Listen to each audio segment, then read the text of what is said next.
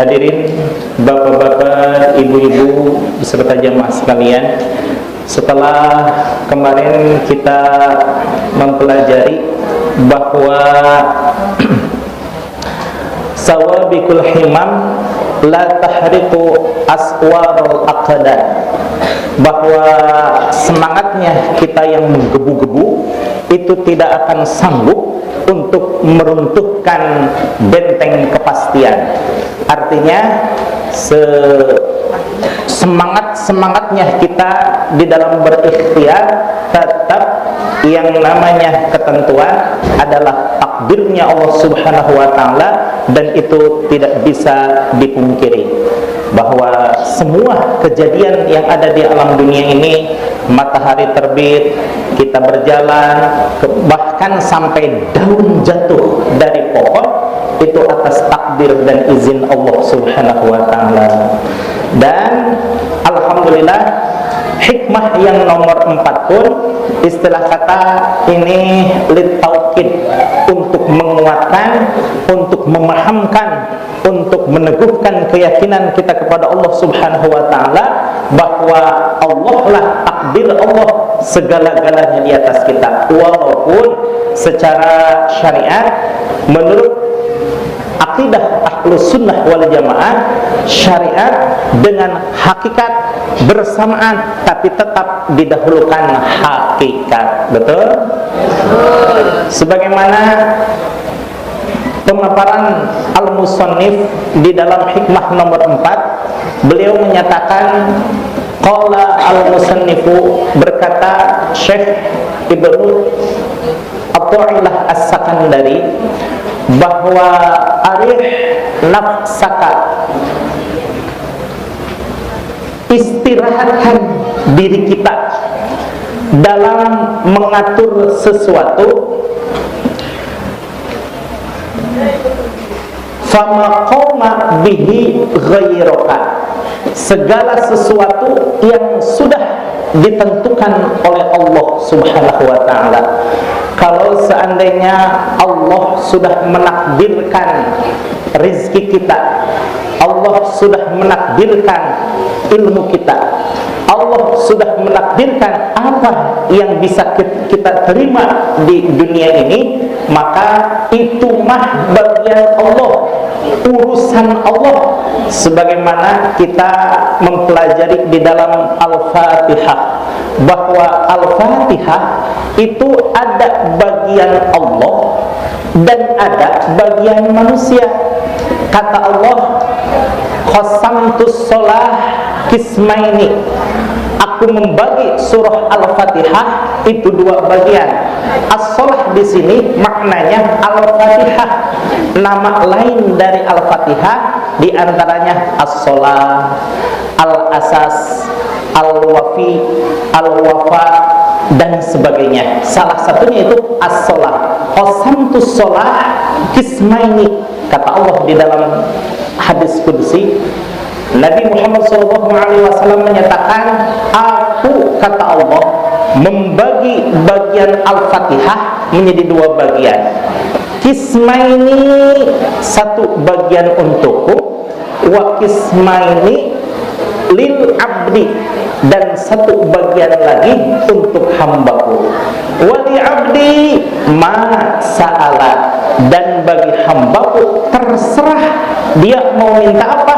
Yang jelas, ud'uni, lanjutkan, ud'uni astajib lakum.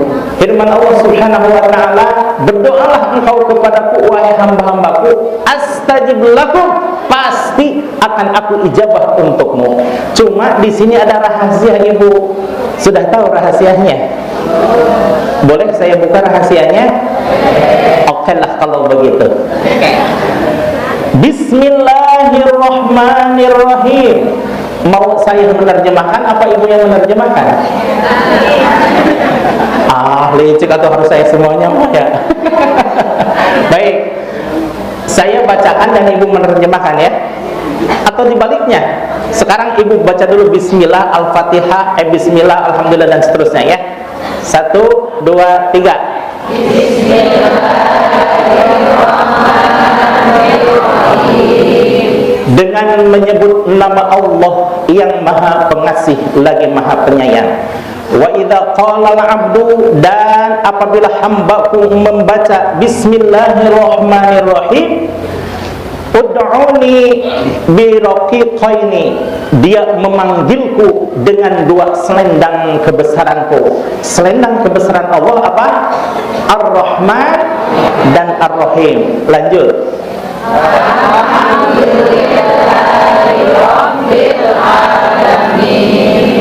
Segala puji bagi Allah. Wa idza qala al-'abdu, dan apabila hambaku membaca alhamdulillahi rabbil alamin, fahamadali wa majadali, sungguh hambaku telah memujiku dan mengagungkan aku. Kenapa? Di dalam lafaz Rabbul Alamin itu tersirat Allah yang maha segala-galanya, Allah yang mengatur segala-galanya, dan Allah pula pemilik segalanya. Kita itu apa? Mana kata Sunda letak-letuk gitu ya. Mana manusia. Jadi mana bagian yang kamu punya? Badan ini kita punya tidak? Tidak. Ruh ini punya kita tidak? Tidak. Siapa yang punya? Allah. Bumi yang kita pijak milik siapa? Allah. Udara yang kita hirup milik siapa? Allah. Matahari yang menyinari kita milik siapa? Allah. Lalu apa bagian kita? Subhanallah, disitulah bagian Allah. Bismillahirrahmanirrahim, memuji kita kepada Allah. Alhamdulillahirabbil alamin, memuji kita kepada Allah. Ar-Rahmanirrahim, memuji kita kepada Allah. Maliki yaumiddin, memuji kita kepada Allah.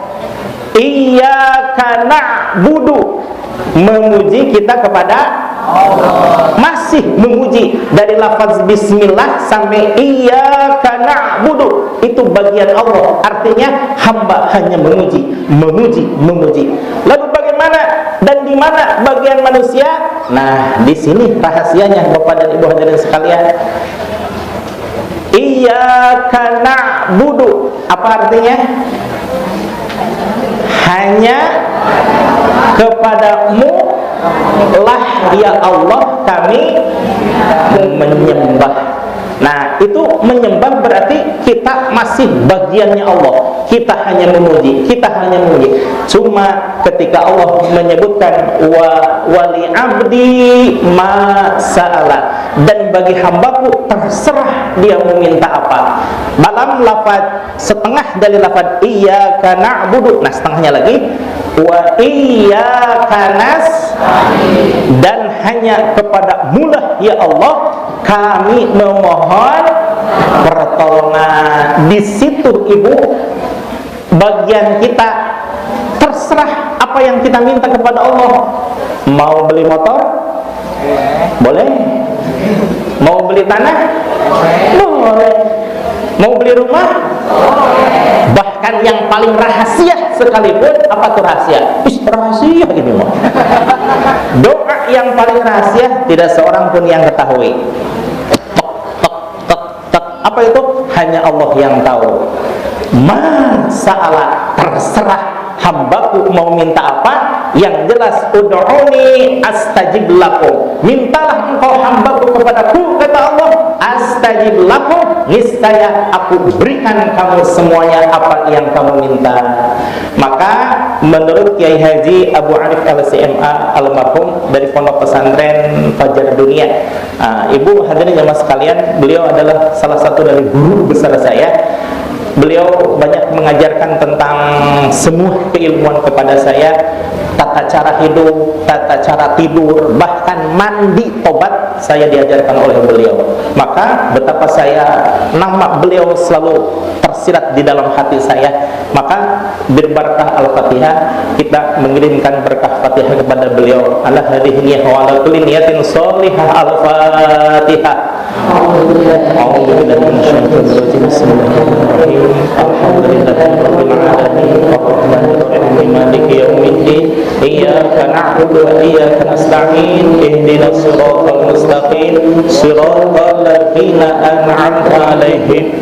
ghairil maghdubi 'alaihim waladdallin. Sedikit lagi rahasia di dalam Al-Fatihah, bahwa Al-Fatihah itu Fatihatul Kitab, pembuka kitab. Maka saya punya materi yang berjudul Membuka Hijab dengan Fatihatul Kitab, bahwa segala sesuatu bisa terbuka dengan Al-Fatihah. Salah satunya dari tata cara baca yang harus benar, tata cara mengartikan harus benar, pun mengamalkan pun harus ikhlas dan istiqomah. Sekarang dari sisi tata baca dulu Ibu ya, bahwa di dalam Al-Fatihah banyak nggak tasydidnya? Banyak. Salah satu yang barusan dibaca apa? Yang kalimat terakhir, Iyyaka na'budu wa iyyaka nasta'in. Dari sisi bacanya, di situ jelas ada tasydid, betul? Tasydid itu apa Ibu? Yang bergerigi ya, yang begitu-begitu ya. Itu harus dibaca double. Harus dibaca double. Kalau tidak double, salah, bukan tasydid, betul. Seperti lafaz Iyyaka na'budu wa iyyaka nasta'in. Kalau tidak dibaca, subhanallah, apa? Jali, khotok jali namanya. Khotok, kesalahan yang jelas, fatal sama sekali. Maksudnya kita ingin mengucapkan kalimat tauhid dengan menyebutkan Iyyaka na'budu wa iyyaka nasta'in. Hanya kepadamu lah ya Allah kami beribadah, dan hanya kepadamu lah ya Allah kami mohon pertolongan. Tapi kalau dihilangkan tasydidnya, mohon maaf, seperti halnya anak-anak Sunda ya, anak-anak SD atau TK membacakan lafaz Iyyaka na'budu tapi dengan lagam Sunda. Apa tuh lagam Sunda? Manuk dadali, manuk panggagahna. Mungkin sudah dengar ya? Iyyaka na'budu wa iyyaka nasta'in. Ada nggak tasydidnya itu? Maknanya jadi berubah 180 derajat. Yang tadinya kalimat tauhid menjadi kalimat musyrik. Hanya iyyaka na'budu wa iyyaka nasta'in, karena tidak ada tasydidnya. Maka subhanallah, cara membaca pun yang harus benar. Di sini ada Al-Mukarram Ustadz Agun, Al-Mukarram Ustadz Acep, Al-Mukarram Ustadz Agi. Beliau salah satu murid dari Kiai Haji Mukmin Mubarak, Qori internasional. Kemudian pagi beliau 13 tahun mesantren di pondok pesantren Lirboyo. Lirboyo itu berapa santrinya? Subhanallah, ada 21.000 ajengan ya. Sama dengan Situbondo 27.000. Kalau di Jawa banyak-banyak Bu. Kalau ajengan Aceh ini sudah tidak disebutkan lagi. Beliau sudah menginternasional dulu. Nah, kemudian dari sisi pemaknaan, bahwa Iyyaka na'budu wa iyyaka nasta'in, kenapa disebutkan hanya kepadamu lah ya Allah, tidak kepadamu ya Allah kami menyembah. Perhatikan Ibu, kalau kalimatnya kepadamu ya Allah kami menyembah, ada kemungkinan kepada yang lain nggak menyembahnya? Ada kan, kepadamu. Jadi kepadamu menyembah, ke itu menyembah, ke ini menyembah, betul? Maka dilafalkan, ditaksis, ditakyin, ditentukan Iyyaka na'budu wa iyyaka nasta'in, hanya kepadamu lah ya Allah kami menyembah, dan hanya kepadamu lah ya Allah kami mohon pertolongan. Contoh seperti ini Ibu, kalau seandainya putri kita sudah dewasa, boleh nggak menikah dengan orang Palembang misalkan? Boleh. Kalau seandainya menyebutkan hanya kepadamu lah kami berniat untuk memperistri. Kemungkinan ada yang lain enggak? Tidak ada. Itu salah satu rahasia kenapa di dalam lafaz iyyaka na'budu wa iyyaka nasta'in itu kalimat ta'yin, menentukan hanya Allah lah tempat kita menyembah dan hanya Allah lah tempat kita memohon. Jadi hubungan dengan hikmah yang nomor 4, arih nafsaka fama qama bihi ghairuka anka la taqum bihi li nafsika.